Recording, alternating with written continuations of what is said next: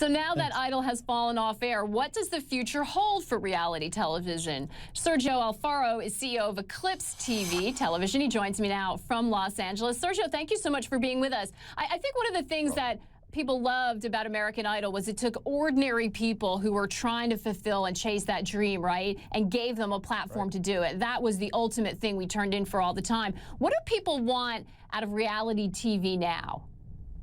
I think it's the same thing. It hasn't really changed. And like what you guys just said, American Idol got too expensive and went away from its core of what it was, which is hope.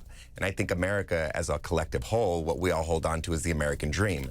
And all of the most successful shows of television are hope. It's, you know, I found an item in my home and I take it to Pawn Stars and it's worth a bunch of money, or American Roadshow, or a car's being made over, or you know, your house is going to be redone, or you're an alligator hunter in Louisiana for swamp people.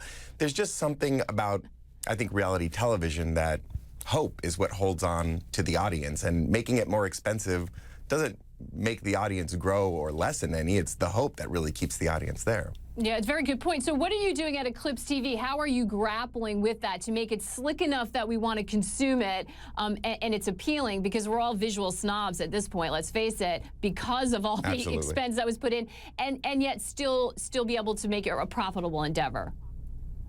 Well, I think technology is making it easier for us to make it look amazing. I mean, Olivia Wilde just shot a film on an Apple phone, and it looks fantastic. So, not that we're doing that yet, but I think technology is making life easier for companies like ours that can really get the quality look that we want out of a program without the high expenses.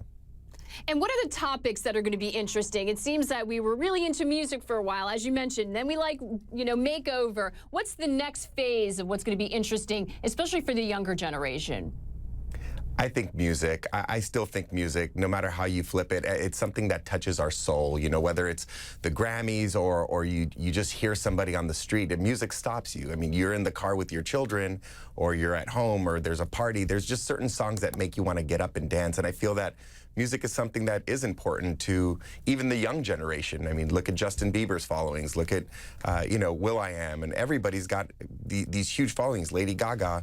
Music is still, I think, very important to our audience. So I think that that's something that I want to focus on in live. You know, this Generation Z and millennials, they want to see it now. And they can see it later on OTT, but if they can catch it in the moment, I think that's important for television today.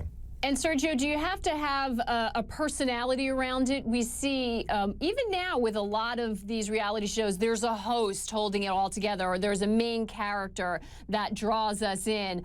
Is that changing? Because if you look at the rest of technology, it's very sort of more organic and kind of live streaming, and it doesn't seem to be centered around that. I mean, looking at Ryan Seacrest there in the sort of tuxedo and that host, that seems to be in the past, and yet it's a recipe a lot are using. What direction are you moving with that? Well, it definitely helps having a notable name. I don't know if we've necessarily seen that transition to numbers. So, you know, I know a lot of networks and television shows now are looking for these social makers, you know, the people that are trending. Get somebody on Instagram that has a huge following, give them a television show, because if they have, you know, 2-3 million followers, does that resonate to 2-3 million viewers? It's not necessarily the case, so I don't know if we've really cracked that code yet, but it definitely helps to see a recognizable face. Just the same, a new face could be the new trend.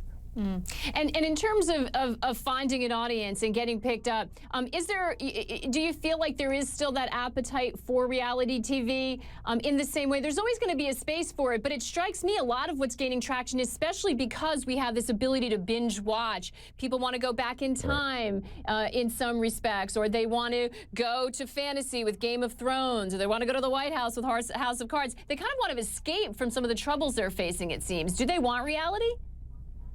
I do think so, because, you know, the escape when watching those shows is that you know that it's scripted. So you know that you're in that fantasy world and trying to imagine what it would be like.